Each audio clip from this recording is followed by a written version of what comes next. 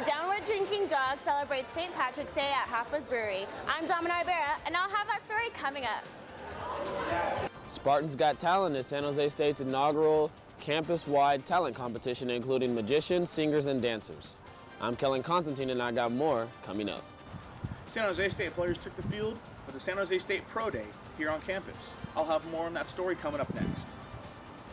From the School of Journalism and Mass Communications at San Jose State University, your source for what's happening with a fresh perspective on today's issues.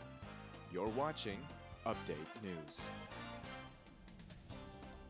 Welcome to Update News. I'm Kellen Constantine. And I'm Ben Stein.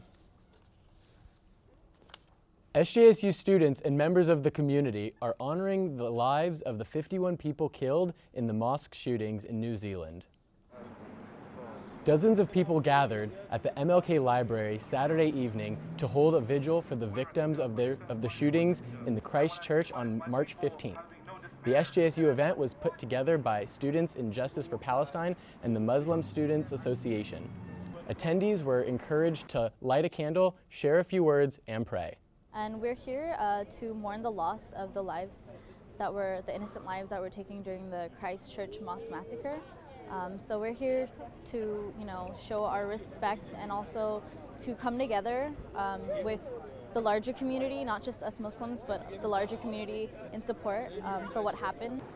The vigil allowed the Muslim and non-Muslim communities to join together and pay their respects. Those who spoke said that they will continue to practice their faith and an act of hate will not scare them away. Bay Area government officials are tapping into the public's knowledge to solve city problems. Residents are helping prioritize projects that will prepare the Bay Area for challenges ahead. Amanda Whitaker has more on the story. A series of community workshops is bringing people together to brainstorm new ideas for the Bay Area's future. Community members gathered at San Jose City Hall to give their input on how to develop a long-term transportation and land use strategy to guide the Bay Area all the way through 2050. What we're trying to do at tonight's workshop is get some idea of which strategies are really popular with the community and which maybe we should tell our policymakers aren't so popular. The Horizon Workshop Series is put on by the Metropolitan Transportation Commission and Association of Bay Area Governments. During the workshop, people visited stations that depicted 3 potential scenarios. These included rising tides, falling fortunes, clean and green, and back to the future. So in Rising Tides, we envision a future where the federal government really takes a hands-off approach in terms of environmental regulation, as well as funding some of the things that's traditionally funded. After learning about each topic, attendees selected the strategies they thought would produce the best outcomes for each future. Not only do attendees see the opportunities of each scenario, but the potential challenges it faces as well. According to Vaughton, our community members' input is important in determining which strategies should advance in order to narrow down the list of potential ideas. I'm also concerned about the future of the Bay Area. So I've got a daughter who's in college. She wants to be a teacher. She's not going to be able to afford to live here. Bay Area residents who are not able to attend the workshops can explore the 3 scenarios and give their feedback online. The next workshop is set to take place Wednesday, March 27th in Walnut Creek. In San Jose, Amanda Whitaker, Update News.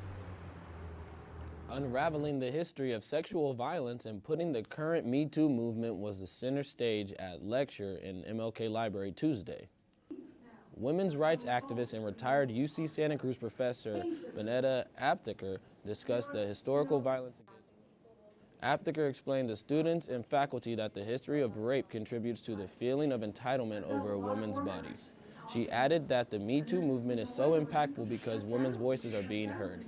With Apteker unveiled the history of violence against women, she also explored the struggles of women of color. Me Too movement originally was launched by a black woman, Tarana Burke, that we were talking about before, because black women all the way back from slavery days and have been in the forefront of a struggle against sexual violence.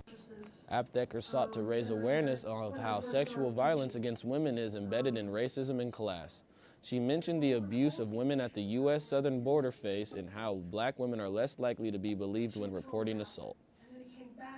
The Silicon Valley National coalition of 100 black women is working to involve more girls in studying STEM subjects: science, technology, engineering, and mathematics. Jasmine Strachan is live in the newsroom with more. Jasmine? Ben, according to the Brookings Institution, women make up only 18 to 31% of the current high-tech workforce, but the National Coalition of 100 Black Women is working to change all that. These girls from 4th to 8th grade are learning about the possibilities of a career in technology. They met at Cisco headquarters in San Jose for a day filled with workshops about a world that's new to them. You don't see that many women of color in these fields, and so this is our way to kind of help make sure that those numbers, the diversity numbers, particularly in the Valley, increase. Tiffany Evans is with the National Coalition of 100 Black Women.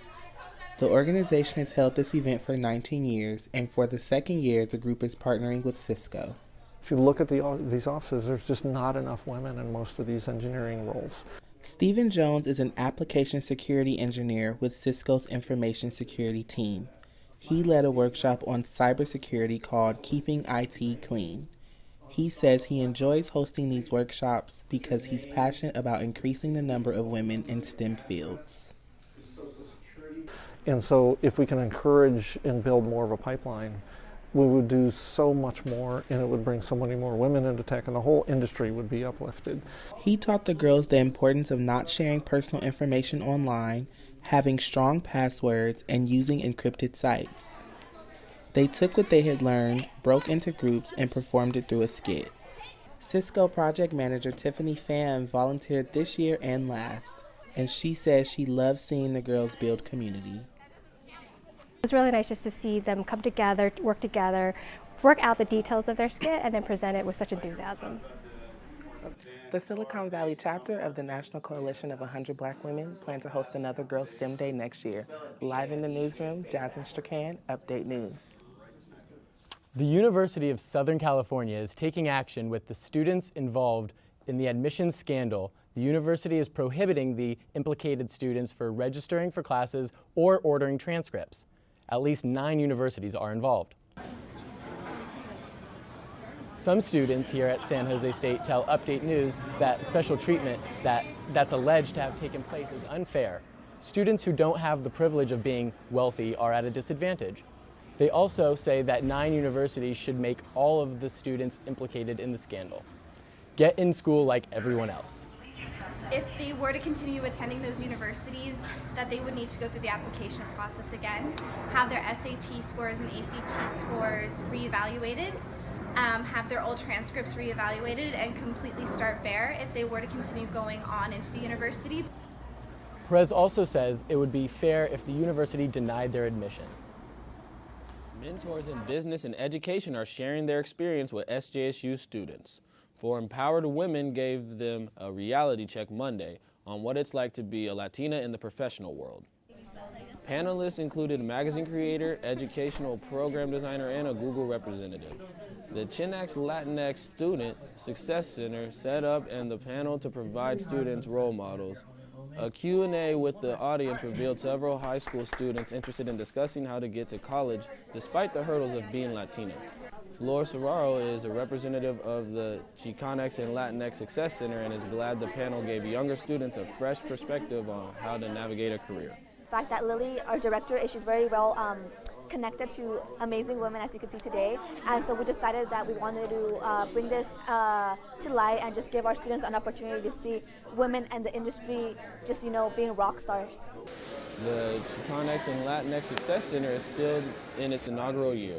It provides study resources, mentors, cultural relevant events, and a welcome space for all students.